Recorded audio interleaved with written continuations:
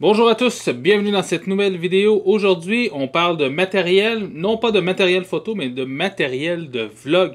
Donc, j'ai décidé de remplacer ma traditionnelle GoPro Hero 7 Black. Donc, vous voyez ici, donc c'est ce que j'utilisais principalement lorsque je faisais mes vlogs. Et donc, j'ai changé ceci pour la Sony ZV-1. Pourquoi j'ai fait ce changement de la GoPro vers la Sony? Donc, je vais vous parler de quelques points qui faisaient en sorte que j'avais quelques irritants au niveau technique et même de qualité d'image que j'avais avec la GoPro. La première chose qui m'a fait changer, c'était la durée de vie des batteries, spécialement en hiver. Donc en été, pas trop de problème à ce niveau-là. Mais en hiver, si vous avez vu mes capsules avec le Lynx l'hiver dernier, par moins 20 degrés, je fais environ une ou deux séquences vidéo de 2-3 minutes avec une seule batterie. Donc c'est vraiment pas assez pour être capable de filmer et de tourner mes vlogs. Et même si j'avais 50 batteries avec moi, c'est pas très pratique. Parce qu'en plus, j'utilise un bloc comme ça ici. Donc pour pouvoir mettre un micro par-dessus, parce que la qualité du son du micro de la GoPro, la qualité du micro natif, elle est vraiment mauvaise. Il faut vraiment venir brancher un micro externe sur la GoPro, sinon c'est inutilisable. Et donc à ce moment-là, il faut que je démonte tout pour venir changer la batterie. Et c'est pas super pratique. Et donc c'est pour ça que c'est une des raisons pour lesquelles je voulais changer vers un autre, soit une autre GoPro ou un autre type de caméra. Et c'est donc l'une des raisons pourquoi j'ai fait le changement. Vous voyez un peu le gréement que j'utilise avec le gros micro. Donc la taille du micro et le fait de devoir monter un gros micro comme ça ici sur le dessus, c'est sûr que c'est pas super pratique. Ça se glisse très mal dans une poche.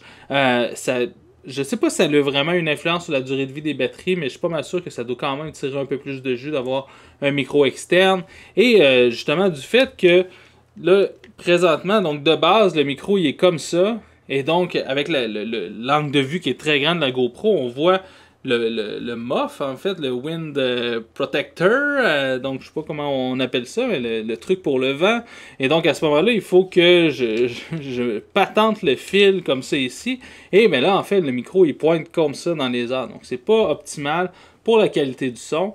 Et donc, ça, c'est sûr que c'est une des raisons pour lesquelles j'ai fait le changement. Pour utiliser un micro externe sur la GoPro, il a fallu que j'aille acheter le petit bidule qui est juste ici, sous la GoPro. Bon, les dernières versions de GoPro, il y avait une espèce de média, je sais pas quoi, où on pouvait brancher un micro externe. Donc, c'était peut-être un petit peu mieux, mais je sais pas d'où ça vient, mais il y a soit ça, ou c'est soit le micro. Mais à chaque fois que j'enregistre une vidéo GoPro, il y a de la statique au début et à la fin, et à chaque cote que je fais dans mes clips de GoPro. Et donc à ce moment-là, ça nécessite beaucoup plus de temps de montage au niveau de l'audio. Il faut que je mette toujours des transitions, des petits fades, parce que sinon on entend tout le temps une statique dans le son. Donc ça, c'était vraiment tannant. Et ça faisait vraiment en sorte que des fois, quand ça venait, j'étais en train de parler, ou puis là, il y avait une cote à faire ou des trucs. Donc ça faisait en sorte que c'était beaucoup plus complexe au niveau du montage par la suite.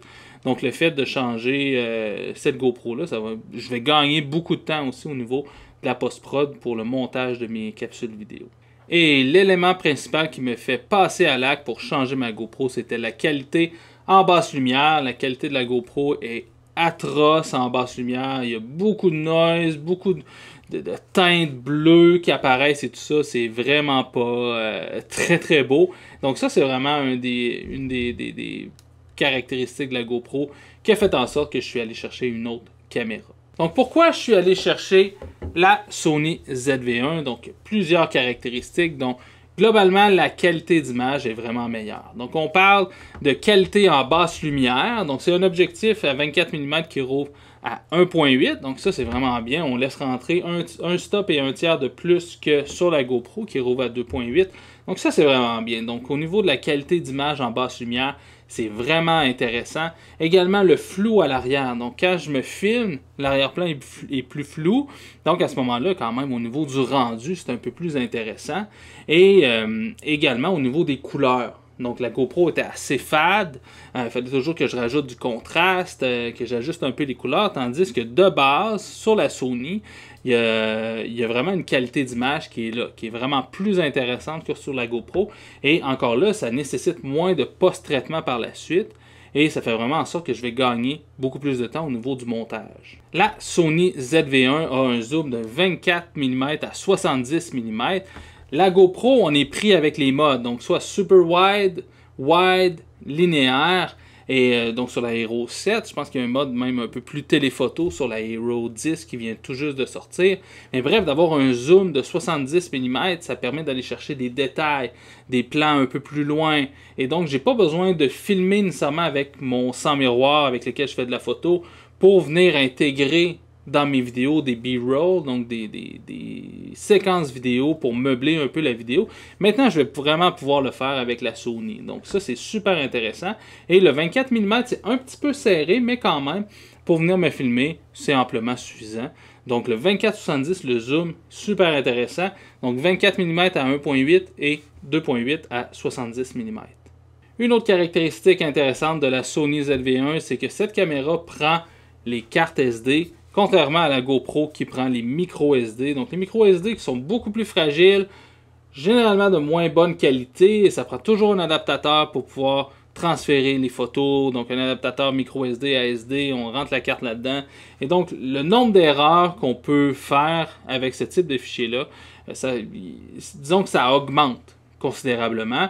Et donc avec une carte SD native dans le boîtier, donc c'est beaucoup plus fiable. Et ben, comme j'ai une tonne de cartes SD déjà ici à la maison, ben, c'est sûr que c'est beaucoup plus pratique. La Sony ZV-1 vient avec 3 microphones et vous le voyez ici, il y a déjà un petit Win-Muff sur le dessus qui fait en sorte que c'est beaucoup plus compact. Donc, je peux glisser ça dans une petite pochette, dans une poche, donc ça va super bien.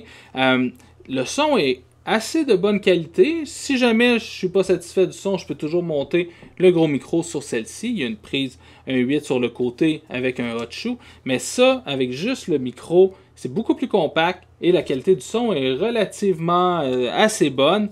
C'est sûr qu'à l'intérieur, peut-être pas, mais à l'extérieur, lorsque je suis en forêt, la qualité du son est vraiment très très bonne. Donc ça, c'est vraiment quelque chose qui me fait beaucoup pencher sur la Sony ZV-1. C'est vraiment une caméra qui est faite pour les vlogueurs, donc pour faire la création de contenu, et ils ont vraiment fait en sorte que la caméra en soi pouvait être utilisée telle qu'elle pour réaliser des vidéos. J'en ai parlé au passage, mais au niveau compact, je trouve que c'est super intéressant, c'est plus pratique que ma GoPro. Au niveau du poids, ça se ressemble. On est autour de 300 grammes pour les deux.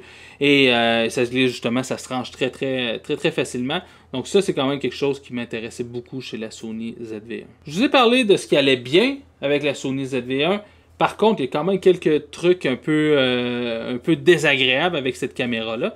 Bon, d'abord, vous voyez ici, donc devant, c'est un point and shoot. Donc ce qui fait en sorte que quand on l'ouvre, comme ça ici, ben là, le zoom en avant se déploie. Fine. Moi, j'ai aucun problème avec ça. Le petit problème, en fait, que je vois, puis bon, je l'ai utilisé à quelques reprises, donc c'est pas quelque chose qui m'est arrivé encore. Mais vous voyez qu'ici, sur le devant, c'est des lamelles qui viennent protéger l'objectif. Et ça, ben, le fait que moi, je suis souvent en forêt, donc je le trimballe l'objectif un peu partout, j'aurais aimé ça avoir un cap qui vienne se mettre sur le dessus. Donc, juste d'avoir une protection supplémentaire, parce que ça ici, si je fais juste la toucher, là, comme ça, vous voyez, là, ça les ouvre.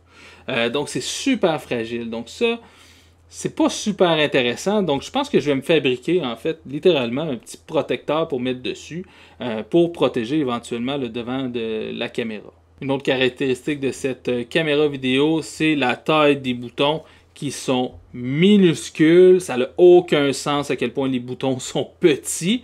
Et donc là, j'ai de la misère à même appuyer sur les boutons à main nue. De filmer l'hiver avec des gros gants, ça va être tout simplement atroce. Quoique, je vais surtout laisser la caméra en mode automatique. Je ne veux pas avoir à me soucier des réglages vidéo que je fais sur mon vlog. Je me concentre sur la photographie et à parler à la caméra.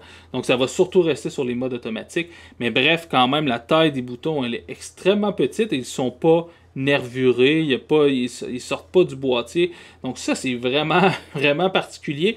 Ce que je vais faire, par contre, j'avais un petit truc, un de mes clients, Michel d'ailleurs, je te salue, merci beaucoup pour tout ton soutien.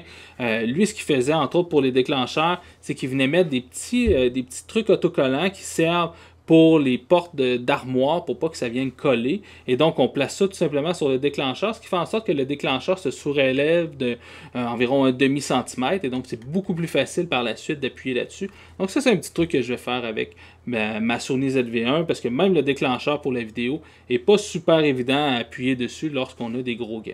Lorsqu'on achète cette caméra, la caméra ne vient pas avec un chargeur. Donc, il y a un peu cette mode-là. La GoPro, c'est un peu la même chose aussi. Il faut charger d'emblée, lorsqu'on achète la caméra, il faut charger via la caméra. Donc, on charge la batterie en branchant la caméra sur un port USB.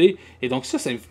je comprends vraiment pas. En plus, c'est une caméra qui est faite pour les vlogueurs. On sait qu'on va traîner beaucoup de batteries. Et bien là, à ce moment-là, pour charger chaque batterie, tu ne peux pas utiliser la caméra. Il faut que tu branches la caméra pour charger la batterie. Donc, c'est super désagréable. Pour vrai, c'est vraiment pas très pratique. Donc, il faut acheter un chargeur externe pour éventuellement pouvoir charger ses batteries. Donc, il y en a disponibles, il y en a de différentes marques, comme ProMaster aussi. Mais quand même, ça fait quand même en sorte que le coût de la caméra n'est pas nécessairement réel lorsqu'on veut acheter certains accessoires qui sont, selon moi, essentiels à une caméra. Je vois pas comment on peut vendre une caméra vraiment sans avoir même le chargeur pour charger les batteries. Donc ça, c'est vraiment une petite déception aussi quand on rouvre la boîte et que finalement, il n'y a pas de chargeur à l'intérieur. Niveau ergonomie, il y a un petit truc qui est super moche aussi, c'est au niveau du filet pour monter la plaque de trépied qui est tout juste à côté de la petite chambre pour mettre la batterie et la carte SD comme ça ici. Ce qui fait en sorte que si on veut changer la batterie, bien, il faut toujours retirer sa plaque de trépied, ou même son trépied tout simplement s'il est vissé directement dessus. Et donc ça, c'est pas super pratique, spécialement l'hiver, si les batteries ne durent pas super longtemps, on utilise plusieurs batteries, mais il faut retirer la plaque de trépied à chaque fois. Ça, c'est vraiment, mais vraiment pas pratique. Il aurait pu tout simplement le mettre comme un pouce à côté ou même un demi-pouce à côté, ça aurait fait en sorte qu'on aurait pu ouvrir la chambre de la batterie sans avoir à démonter la plaque de trépied. C'était la même chose sur mon ancien Canon M50. C'est un peu la même chose aussi avec la GoPro. Il faut la sortir du case carrément, débrancher les fils pour pouvoir changer la batterie. Donc c'est pas super convivial, spécialement l'hiver. L'été, c'est tel quel, c'est pas la fin du monde. Mais bref, c'est quand même quelque chose qui fait que c'est un peu plus laborieux au niveau de l'utilisation de la caméra. La ZV-1 a une stabilisation mécanique directement à l'intérieur du boîtier, comme on retrouverait chez les 100 miroirs standards comme les Z6, Z7 de chez Nikon. Mais il y a également une stabilisation numérique qui se fait sur le capteur. Donc en fait, c'est un recadrage automatique de l'image. Et un peu comme sur la GoPro. En fait, chez la GoPro, on a une stabilisation qui est très performante justement à l'intérieur de la caméra. Et donc, c'est vraiment une stabilisation qui est numérique. Ça fait en sorte quand même qu'on croppe toujours, on recadre toujours un peu l'image. Ce qui fait en sorte que quand on tient la caméra et on tourne une vidéo, ça fait quand même en sorte que le cadrage est assez serré, spécialement si on utilise et le 4K et la stabilisation. Mais bref, ça reste quand même acceptable. La stabilisation est relativement bien performante, mais c'est quand même pas aussi performant que sur la GoPro. Donc ça, j'ai été un petit peu déçu au niveau de la stabilisation. Quoique c'est utilisable, c'est quand même bien, mais ça aurait pu être un petit peu meilleur que ça. C'est ce qui fait le tour pour cette vidéo où je vous présentais ma nouvelle caméra de vlog, la Sony ZV-1. C'est pas une revue en profondeur avec des tests et tout ça comme on peut trouver un peu partout sur YouTube. C'est pas ce qui m'intéressait, c'est pas ce que je voulais faire. Je voulais vous montrer en fait les caractéristiques qui m'avaient fait changer de ma GoPro vers la Sony et pourquoi j'avais choisi la Sony et donc pourquoi ça va bien correspondre à mes attentes et à mes besoins en termes de vlog. Donc les prochaines vidéos que vous allez voir apparaître sur la chaîne YouTube vont être filmées principalement avec ça, peut-être un peu de B-roll avec ça, mais surtout avec la Sony ZV-1. J'espère que vous avez aimé cette vidéo. Si c'est le cas, cliquez j'aime, commentez et partagez, c'est toujours apprécié. S'il y en a parmi vous qui utilisent la Sony ZV-1, j'aimerais beaucoup connaître vos impressions sur cette caméra, donc laissez tout ça dans les commentaires. Et nous, on se voit à la prochaine capsule. Ciao tout le monde!